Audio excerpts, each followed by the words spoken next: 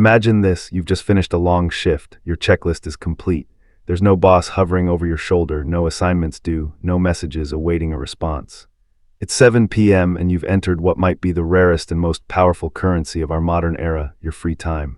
No expectations, no obligations, just you and the open space of an unstructured evening. What you do next may seem like a minor decision in the moment, but it's quietly shaping the architecture of your future. You have options, so many in fact that it often feels easier to slide into default mode. Maybe you scroll social media until your thumb aches. Maybe you let Netflix autoplay take the wheel. Maybe you open a drink, collapse onto the couch, and give in to the fatigue of the day. Or maybe, just maybe, you open a book, go for a run, start writing that idea you've been thinking about, or take a course that might open doors you didn't even know existed. Most people don't realize it, but that simple fork in the road, how you consistently choose to spend your free time, has more impact on your life trajectory than anything you do during your working hours. In our culture, we glorify the grind, we romanticize hustle. We turn being busy into a badge of honor, but the real damage or progress happens off the clock. It happens when there's no one to impress, no deadlines to meet, and no structure to contain you. Free time isn't just leisure, it's a mirror. It doesn't project who you wish to be, it reflects who you are. Your habits, priorities, and deepest inclinations show up when no one is watching. Albert Einstein once made an observation that resonates even more powerfully today than it did in his time. The only fair thing in this world is time. Everyone gets the same 24 hours. It's an equalizer like no other. No matter your background, income level, or profession, you get the same number of hours in a day as anyone else. But where people begin to diverge wildly is in how they use their free hours. While one person is binge-watching a show, another is reading a chapter. While one is numbing themselves with distractions, another is experimenting, building, or learning something new. These aren't isolated moments. They are micro-decisions repeated over weeks, months, and years, and they compound into dramatically different futures. Let's face a harder truth. Most destructive behaviors are born in free time. Addictions don't typically form while we're in back-to-back meetings or performing under pressure. They develop during the quiet gaps in our schedule, the late-night boredom, the idle afternoons, the solitary weekends. TikTok, gambling, alcohol, even compulsive shopping or pornography. They thrive in the spaces where no one's looking, where the mind seeks quick relief. Our culture, fueled by dopamine-driven platforms and instant gratification, makes it dangerously easy to slip into escapism. Most of our worst habits are just our brain's untrained response to unstructured time. Many hardworking Americans know this paradox all too well. They work long hours, juggle multiple jobs, and carry enormous stress, yet still feel stuck. You can hustle and still feel like you're not moving. You can be busy all day and still feel unfulfilled. The distinction lies in this. Working hard may help you survive, but what you do in your free time determines if you thrive. A factory worker who spends their evenings learning about design or e-commerce has the potential to transform their career. The shift from surviving to rising doesn't happen during office hours, it begins in the margins.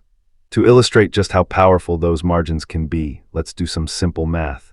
If you dedicate just 30 minutes a day to learning something, anything, you're investing over 150 hours a year into personal development. That's more instructional time than most college courses. Now imagine doing that consistently for 3 years. That's nearly 500 hours, enough to change careers, build expertise, or create something meaningful that impacts others. It all starts with how you treat tonight's half hour, but there's a growing enemy of that precious margin: entertainment addiction. Modern digital platforms are engineered to hijack your attention. Algorithms anticipate your next move and feed you exactly what will keep you from logging off. Your YouTube sidebar, your Instagram feed, your Netflix suggestions, they're not random. They're optimized to steal your focus and keep you passively consuming. Every time you give in to that urge to just check one more thing, your brain becomes slightly less capable of focusing. Short-form videos and endless scrolling chip away at your ability to sustain attention. Eventually, even sitting down to read a book or work through a problem feels excruciating. You're not broken, you're conditioned. And the only way to undo that conditioning is to take your free time back. Now picture a different kind of story. A college student spends 20 minutes a night learning basic video editing on YouTube. A bartender listens to business podcasts during their commute. A single mom, exhausted after her kids are asleep, still manages to write for 15 minutes a night. A year later, that student is freelancing. That bartender is in a new industry. That mom finishes her first novel. None of these people got lucky. They simply made different decisions when they were tired, when it was easier to do nothing. They use their free time to build, not escape. Let's not sugarcoat it. Most people aren't actively ruining their lives, but they're not building them either. They're floating. They're going sideways. They wake, work, scroll, sleep, and repeat. Same habits, same energy, same thoughts. If your free time isn't building momentum, then all your work hours are just maintenance. You're keeping the lights on, not building anything new. And that's a trap. Rest is necessary. Recovery is essential, but distraction masquerading as rest is what keeps people stuck. This is why the concept of replace, don't erase matters. You can't expect to eliminate all your unproductive habits overnight. You're not going to go from gaming 3 hours a night to meditating in silence, but you can start small. Replace 20 minutes of scrolling with 20 minutes of learning. Replace one episode of a show with a walk or a writing session. Replace avoidance with creation, even if the creation is messy or imperfect.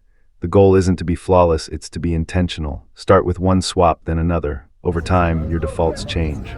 That's how transformation begins, not with radical shifts, but with repeated better choices.